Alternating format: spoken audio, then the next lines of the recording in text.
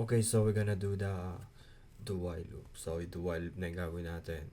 So, ang syntax nito, ilalagay muna natin yung do sa baba yung while. So, yung definition, do while loop is a variant of the while loop. This loop will execute the code block once before checking if the condition.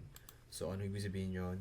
Itong do, ipiprint niya muna dito kung may code kayo dito isang beses bago pumasok sa loop. So, ayan.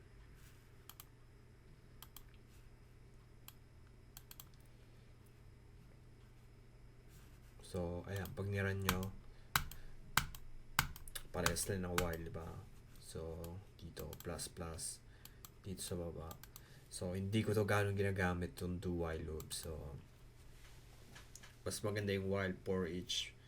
Kasi, pag tingnan yung code, may do. So, hindi maganda basahin sa code. So, mahirap. So, hindi gano'n to ginagamit. Hindi to popular na do while. So, wala akong nakikitang gumagamit na ito na do while. So, yun. Pero tandaan nyo, meron din dito. So, doon na tayo sa next natin. So,